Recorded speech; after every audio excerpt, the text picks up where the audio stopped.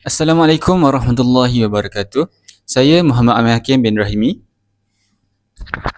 Saya Muhammad Aufa bin Mahmud.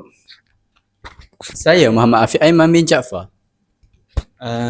Kami dari unit Matematik 2. Pada hari ini kami ingin membentangkan pentaksiran berterusan bagi subjek GPPP 1092 yang bertajuk Aspirasi dan Hala Tuju Pendidikan dan Implikasinya Terhadap Guru. Jadi tanpa melengahkan masa, jom kita masuk kepada pembentangan. Jadi kita akan mulakan dengan aspirasi sistem pendidikan. Jadi apa itu aspirasi sistem pendidikan? Jadi aspirasi pendidikan merujuk kepada impian, harapan atau sasaran tertinggi yang ingin dicapai oleh sebuah negara, institusi maupun individu melalui sistem pendidikan. Jadi terdapat 5 aspirasi sistem pendidikan. Pertama ialah akses atau kemasukan, kedua adalah kualiti, ketiga adalah equity atau keadilan, keempat adalah perpaduan dan kelima adalah kecekapan. Okey, kita akan mulakan dengan akses. Apa itu akses? Akses ini merujuk kepada aspirasi yang memastikan 100% kanak-kanak mendapat akses kepada pendidikan berkualiti dari peringkat prasekolah sehingga menengah atas tanpa mengira latar belakang ekonomi ataupun geografi. Ini merujuk kepada latar belakang tempat ataupun keluarganya adalah keluarga miskin ataupun keluarga kaya. Itu yang dimasukkan di sini. Jadi, isu keadilan dalam pendidikan merangkumi 2 dimensi. Pertama, akses dan kesetaraan. Dalam dimensi geografi, kawasan pendalaman dan luar bandar seringkali menghadapi cabaran signifikan dalam memperoleh akses pendidikan yang memadai. Daripada Fibrani et al. 2023. Jadi, program pemulihan secara seperti pendidikan inklusif atau program intervensi awal disediakan untuk memastikan tiada murid yang tercicir dalam menguasai kemahiran asas operasi matematik iaitu tambah, tolak, darab dan bahagi.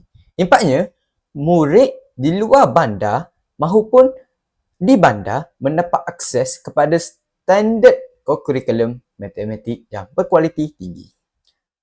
Jadi kedua adalah kualiti. Apa itu kualiti? Kualiti ialah meletakkan Malaysia dalam kelompok sepertiga teratas dalam pentaksiran antarabangsa seperti TIMSS dan PISA yang menguji tahap sains, matematik dan bacaan pelajar. Jadi, di bawah aspirasi sistem pendidikan, aspek kualiti meletakkan sasaran jangka panjang yang meletakkan sistem pendidikan Malaysia dalam kelompok sepertiga teratas dunia melalui penandarasan pentaksiran antarabangsa Kementerian Pendidikan Malaysia 2020. Okey. Kurikulum matematik menekankan kepada kemahiran berfikir aras tinggi atau dikenali sebagai KEBAT. Soalan matematik tidak bersifat terus. Sebaliknya, berbentuk penyelesaian masalah yang memerlukan analisis mendalam. Dari sekadar apakah 25 dan 4, 1 tambah 1, soalan ditukar kepada soalan yang situasi. Seperti Alim mempunyai 4 kotak yang mengelilingi gambar. Setiap kotak mengelilingi 25 keping gambar. Berapakah jumlah kepingan kesemuanya? Terangkan strategi anda. Ini bermaksud daripada soalan mudah menjadi soalan ayat ataupun soalan situasi. Okay. Kedua ialah keadilan ataupun equity. Iaitu merapatkan jurang pencapaian antara murid bandar dan luar bandar, murid kaya dan miskin, serta perbezaan gender ataupun supaya tiada anak yang tertinggal. Okey. Jadi, mengikut Kementerian Pendidikan Malaysia 2023, aspirasi equality dalam sistem pendidikan negara meletakkan sasaran mutlak untuk merapatkan jurang pencapaian akademik antara murid bandar dan luar bandar serta memastikan agihan sumber pendidikan dilakukan secara adil. Okey. Jadi penyediaan bahan pantu mengajar yang seragam menggunakan teknologi seperti D5 dan buku teks digital ini membuatkan guru-guru di kawasan pendalaman dibekal dengan modul pedagogi matematik yang kreatif supaya murid kurang berkemampuan tetap mendapat menguasai konsep abstrak dengan mudah. Okey, yang keempat, perpaduan. Sekolah bukan sekadar tempat untuk belajar dan mengira, tetapi adalah replika kecil masyarakat Malaysia. Di dalam sekolah terdapat berbagai kelas, terdapat banyak murid dalam kelas. Jadi, Mereka murid menghabiskan lebih 11 tahun di sekolah, iaitu sekolah rendah dan sekolah menengah. Sistem pendidikan memikul tanggungjawab besar untuk memupuk semangat bersatu padu. Jadi daripada sekolah lah, murid akan memupuk sifat bersatu padu mereka. Bagaimana? Dengan aktiviti berkumpulan semasa waktu reka bentuk atau projek matematik seperti membuat pelan mini atau menguruskan kedai runcit simulasi dalam kelas. Kesannya, murid belajar bekerjasama, bertukar idea, menghormati pendapat rakan sekumpulan semasa menyelesaikan tugasan matematik. Okey, seterusnya adalah kecekapan. Mengikut Vector et al. 2023, Malaysia mempunyai perbelanjaan kerajaan untuk pendidikan tertinggi sebagai peratus GDP berbanding Singapura dan Thailand. Oleh itu, aspirasi kecekapan memfokuskan kepada bagaimana wang diuruskan untuk memberi impak maksimum kepada keberhasilan murid. Penggunaan pentaksiran bilik darjah secara berterusan berbanding pentaksiran berpusat semata-mata. Guru menilai kefahaman murid secara berdepan melalui kuis dan permainan matematik dan pemerhatian. Tindakan susulan dapat dilakukan dengan cepat tanpa membazirkan masa dan tenaga murid. Okay, seterusnya adalah aspirasi murid. Jika aspirasi sistem berfokus pada pengurusan dan kualiti pendidikan secara keseluruhan, aspirasi murid pula berfokus kepada pembangunan modal insan iaitu kualiti, kemahiran dan nilai yang perlu ada dalam diri setiap murid daripada pembelajaran seperti subjek matematik. Okay. Dalam Pelan Pembangunan Pendidikan Malaysia, PPPM, terdapat 6 aspirasi murid. Berikut adalah bagaimana setiap aspirasi tersebut diterjemahkan secara praktikal melalui subjek matematik. Okay, pertama adalah pengetahuan, kedua adalah kemahiran berfikir, ketiga adalah kemahiran memimpin, keempat adalah kemahiran dua bahasa, kelima adalah etika kerohanian dan keenam identiti nasional. Okay, kita mula dengan pengetahuan. Murid perlu menguasai literasi nombor dan konsep matematik yang menjadi asas penting dalam kehidupan harian. Dalam matematik, murid bukan sahaja tahu mengira seperti 1 tambah 1 sama dengan 2, tetapi faham konsep di sebaliknya seperti konsep nilai tempat, pecahan, perpuluhan, wang, masa dan ukuran. Ini mengakibatkan murid tahu cara mengira baki wang, digital atau fizikal, membaca waktu dan mengukur berat atau panjang objek dalam kehidupan sebenar. Kedua adalah kemahiran berfikir. Murid matematik merupakan latihan untuk otak. Subjek ini melatih minda murid untuk berfikir secara kritis, kreatif dan menakul. Penerapan kebat, murid tidak hanya menghafal sifir, tetapi tahu operasi mana yang sesuai digunakan untuk menyelesaikan suatu masalah. Contohnya, apabila diberi soalan berbentuk penyelesaian masalah, murid boleh menganalisis maklumat, membuang data yang tidak perlu dan merancang strategi penyelesaian. Ketiga adalah kemahiran memimpin. Kemahiran memimpin dalam matematik dipupuk melalui kerja perkumpulan dan keupayaan mengambil inisiatif dalam menyelesaikan masalah. Semasa aktiviti pembelajaran berasaskan projek seperti membina model 3D daripada bentuk geometri atau menguruskan perniagaan simulasi di dalam kelas. Okay. Murid mengambil peranan sebagai ketua kumpulan untuk membahagikan tugas, membimbing rakan yang lemah dan membuat keputusan matematik secara bersama. Keempat adalah kemahiran dua bahasa. Murid dilatih untuk berkomunikasi tentang konsep matematik menggunakan lebih daripada satu bahasa. Melalui program seperti Dual Language Program ataupun DLP di setengah sekolah atau pendedahan kepada istilah matematik dalam bahasa Melayu dan Inggeris. Contohnya, pecahan dipanggil fraction. Okey, kelima, etika dan kerohanian. Matematik melatih nilai peribadi yang murni seperti kejujuran, ketepatan, keadilan dan ketabahan. Okay. Dalam matematik, kejujuran mengira dengan jujur dan tidak meniru atau menipu dalam data. Ini bermaksud apabila kita mendapat jawapan, kita tidak boleh menipu kerana jawapan salah bermula pada data yang salah. Okay. Ketepatan, menghargai masa dan ketetapan dalam ukuran. Ini bermaksud ukuran dalam matematik tidak boleh salah. Jika salah satu, maka salah semua. Ketabahan, tidak mudah putus asa apabila menghadapi soalan matematik yang sukar. Sebaliknya, terus mencuba pelbagai kaedah alternatif. Ini bermaksud apabila kita mendapat soalan yang sukar, kita tidak berputus asa. Malah kita mencari cara lain untuk mendapatkan jawapan. Okay, identiti nasional. Yang terakhir Ataupun yang keenam, memupuk rasa bangga sebagai rakyat Malaysia melalui konteks tempatan yang digunakan dalam subjek matematik. Dalam matematik, penggunaan elemen tempatan dalam buku teks dan soalan. Contohnya, mengira jarak antara bandar di Malaysia, mengira mata wang ringgit atau menganalisis data pencapaian sukan negara. Okey, itu sahaja daripada saya, iaitu aspirasi pendidikan dan aspirasi murid. Saya akan serahkan kepada orang seterusnya. Setelah kita melihat aspirasi murid dan aspirasi dalam sistem pendidikan negara kita, kita akan beralih pula kepada anjakan Pelan Pembangunan Pendidikan Malaysia atau PPPM. Jadi, dalam sebelah anjakan itu, yang pertama adalah untuk menyediakan kesamarataan akses kepada pendidikan yang berkualiti bertaraf antarabangsa.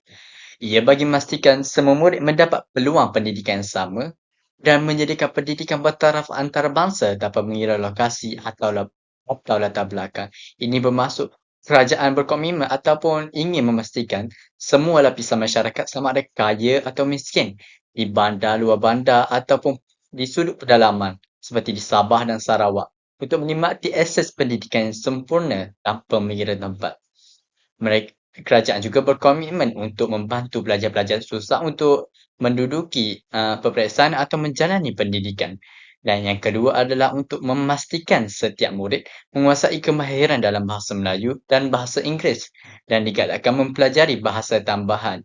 Jadi, seperti yang kita tahu, bahasa Melayu adalah bahasa rasmi kerajaan dan digunakan sebagai bahasa pengantar di setiap sekolah.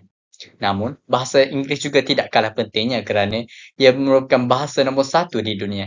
Jadi, kita turut belajar dan sesetengah subjek mengutamakan bahasa Inggeris sebagai bahasa pengantar, seperti dalam subjek sains dan matematik. Jadi, ia bagi memperkukuh penguasaan bahasa Melayu dan bahasa Inggeris. Selain itu, subjek seperti bahasa Cina dan bahasa Arab turut diperkenalkan di beberapa jenis sekolah. Sebagai contoh, sekolah jenis kebangsaan Cina menggunakan bahasa Cina dan sekolah agama menggunakan bahasa Arab sebagai bahasa tambahan mereka. Jadi, kerajaan menggalakkan pembelajaran bahasa tambahan untuk meningkatkan daya saing di peringkat global. Dan yang ketiga adalah untuk melahirkan rakyat yang menghayati nilai. Melalui penerapan dalam subjek seperti subjek agama seperti pendidikan Islam, syariah dan pendidikan Al-Quran dan Sunnah serta subjek-subjek moral, ia dapat menerapkan nilai murni dan etika kehidupan dalam Islam. Melalui penerapan dalam subjek agama, kita mengetahui tentang dosa dan pahala. Ia dapat mengelakkan pelajar daripada melakukan kesalahan. Dan subjek moral dapat memberikan pendedahan kepada pelajar bukan Islam berkaitan dengan nilai murni dan etika dalam kehidupan. Akhirnya, ia dapat membentuk murid yang bertanggungjawab dan berintegriti dalam setiap tindakan. Dan yang ketiga dan yang keempat adalah untuk mentransformasikan profesion keguruan menjadi profesion pilihan. Ini bagi menjadikan profesion guru sebagai kerjaya pilihan, bukan kerjaya sampingan ataupun kerjaya biasa-biasa. Adalah dengan cara meningkatkan kompetensi dan profesionalisme guru. Ini bermaksud kerajaan berkomitmen untuk meningkatkan kualiti guru. Salah satu contoh adalah dengan pewujudan IPGM ini. IPG ini memilih guru-guru yang berkelayakan untuk dilatih secara bertubi-tubi untuk menjadi guru yang terlatih dan terbaik. Dan kita beralih pula kepada anjakan PPPM yang kelima adalah bagi memastikan kepimpinan berprestasi tinggi ditempatkan di setiap sekolah. Jadi kerajaan ingin pemimpin sekolah yang berprestasi tinggi ini tersebar secara merata, bukan hanya tertumpu di kawasan elok. Sebagai contoh, apabila ada seseorang guru atau kaki tangan yang sangat berkebolehan dalam kepimpinan dan pengurusan, mereka akan ditempatkan di sekolah-sekolah yang lain. Ia bagi memastikan pengurusan sekolah lebih berkesan dan efisien. Keenam, kerajaan ingin mengupayakan JPN atau Jabatan Pendidikan Negeri PPD, pejabat pendidikan daerah dan sekolah untuk menyelesaikan penyelesaian khusus berasaskan keperluan. Ini bermaksud ia akan memberikan autonomi berdasarkan keperluan setempat. Sebagai contoh, apabila sesebuah sekolah itu atau kawasan itu dilanda dengan masalah ponteng sekolah, kerajaan setempat atau JPN atau PPD mestilah melaksanakan program pencegahan ponteng sekolah. Jikalau kawasan itu terkenal dengan pelajar-pelajar miskin atau ramai pelajar miskin, kerajaan mestilah memberikan bantuan kepada golongan yang memerlukan. Ia bagi memastikan penyelesaian yang dihasilkan adalah lebih fleksibel dan berkesan.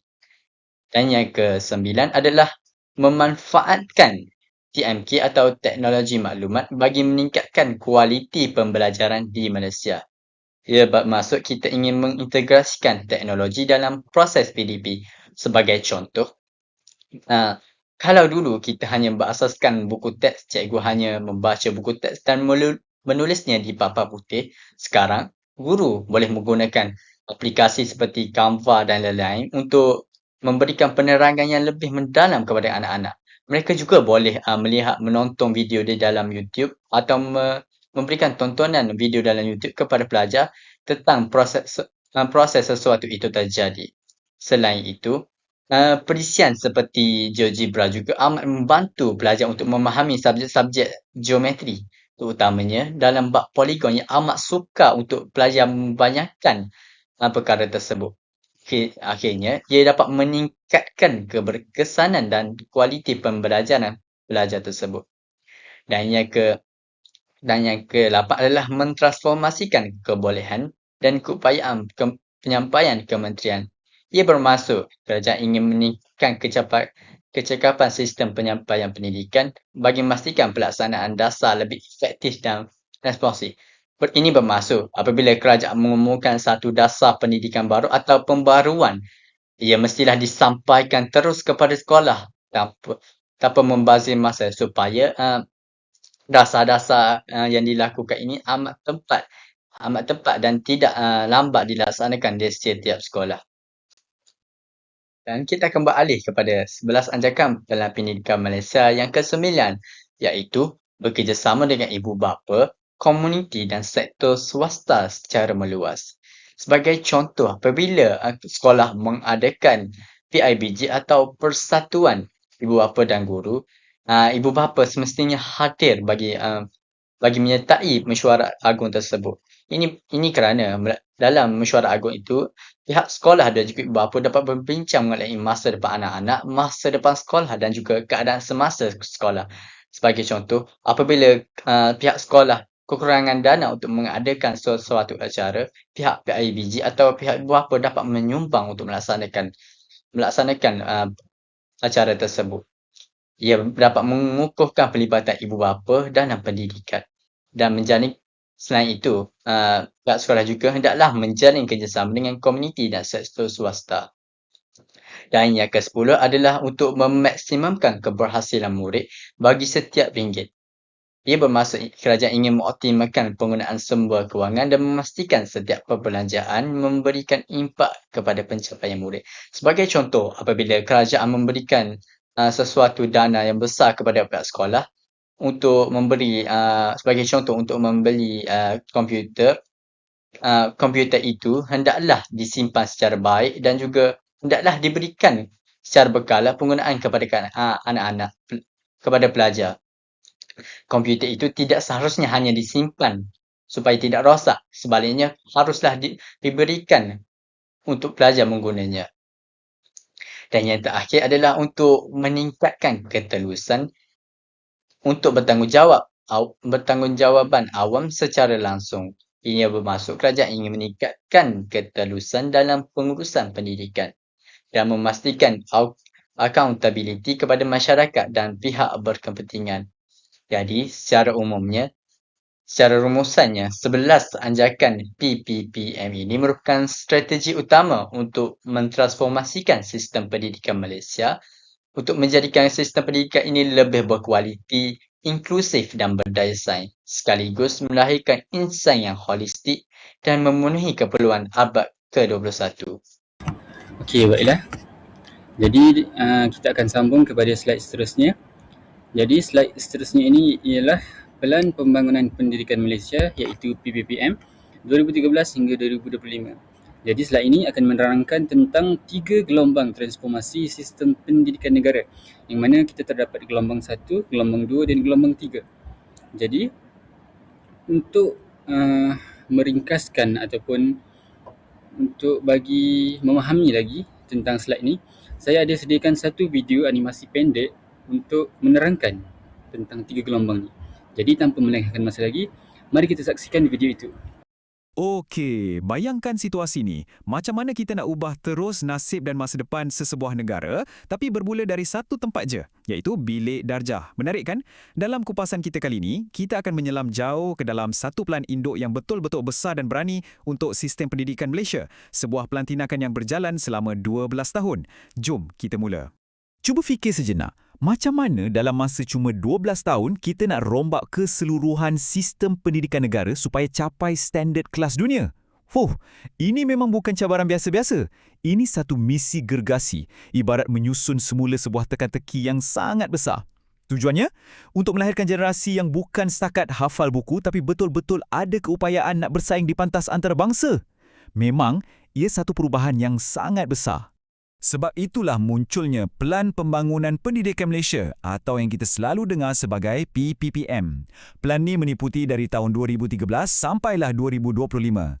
Sekarang, projek mega yang memakan masa lebih sedekad ni pastinya tak boleh dilaksanakan sembrono kan?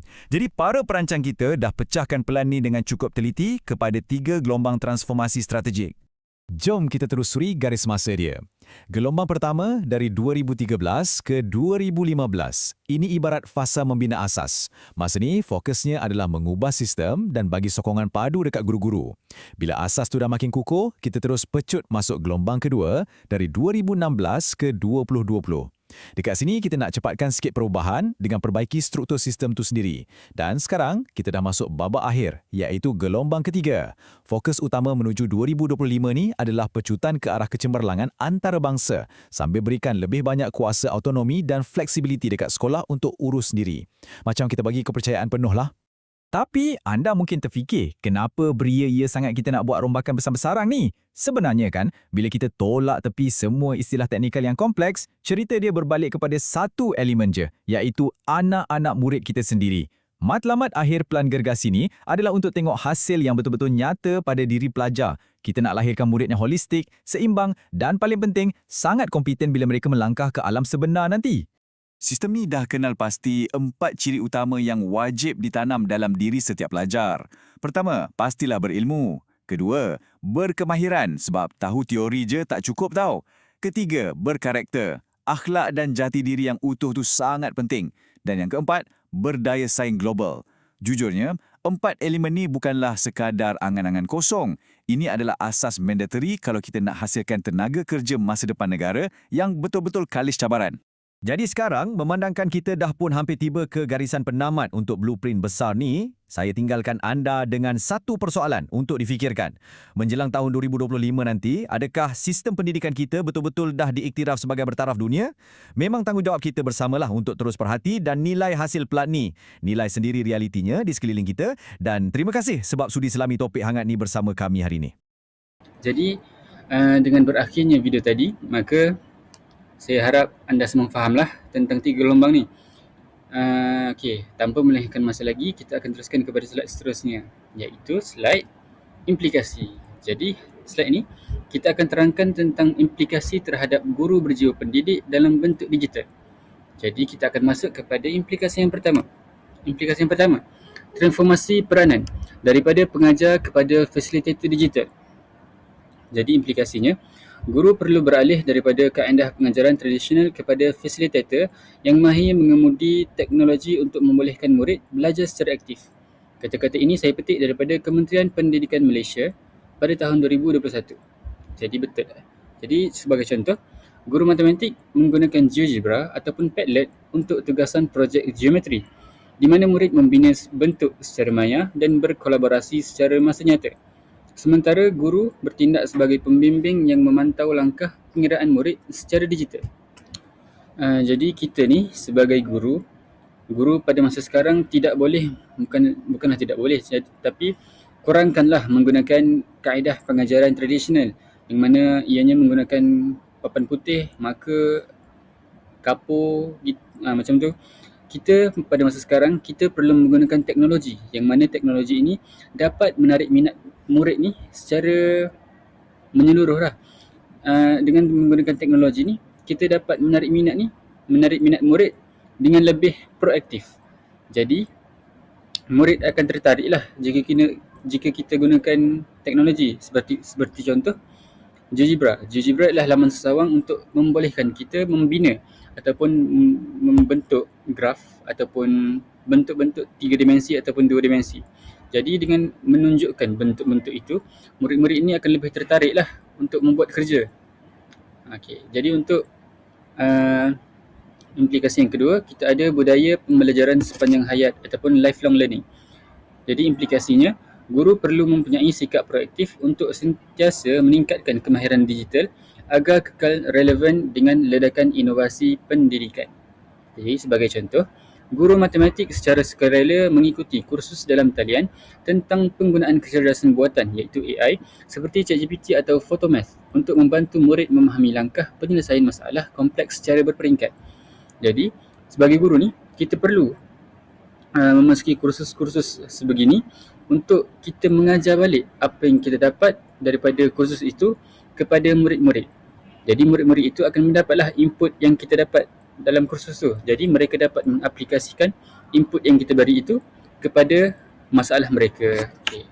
Kita akan masuk kepada implikasi yang ketiga, iaitu integrasi kreativiti dalam pedagogi ataupun penyampaian. Implikasinya, guru perlu bijak mempelbagai medium penyampaian ilmiah dengan elemen yang menarik untuk mencantumkan minat murid yang kini lebih cenderung kepada kandungan digital. Sebagai contoh, guru menghasilkan video animasi pendek menggunakan Canva atau Powtoon untuk memvisualisasikan konsep trigonometri atau pergerakan graf fungsi bagi membantu murid membayangkan konsep tersebut dengan lebih mudah berbanding hanya melihat buku teks. Okey. Jadi betul lah. Saya rasa pun contoh ini amatlah kena dengan situasi pada zaman sekarang. Jadi, murid pada zaman sekarang cepat bosan jikalau guru hanya mengajar dan mengeluarkan kata-kata daripada mulut. Jadi, inisiatif yang kita dapat sekarang ialah menggunakan video animasi ataupun menggunakan Canva. Jadi, dengan menggunakan video animasi, sebagai contoh kita menunjukkan tentang graf, video animasi tentang graf. Jadi, murid-murid ini akan lebih tertarik dan akan lebih fahamlah tentang graf ni. Sebab kita tidak disangka lagi bahawa murid ni minat akan animasi. Jadi mereka akan faham dan video itu akan menarik minat mereka.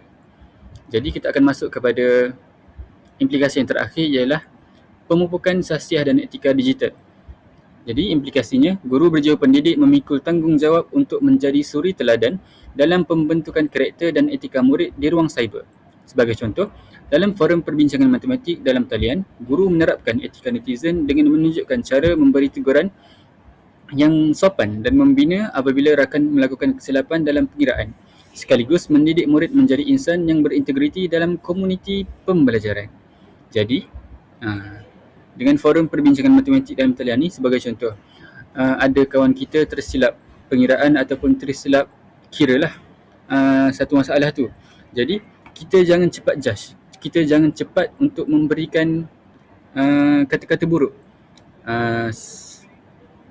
Namun begitu, kita perlu membimbing ataupun mengatakan kesalahan mereka tu dengan sopan agar mereka tidak tersakit hati ataupun terasa dengan perbuatan kita. Jadi, dalam forum matematik ni pun kita ada etika-etika dia.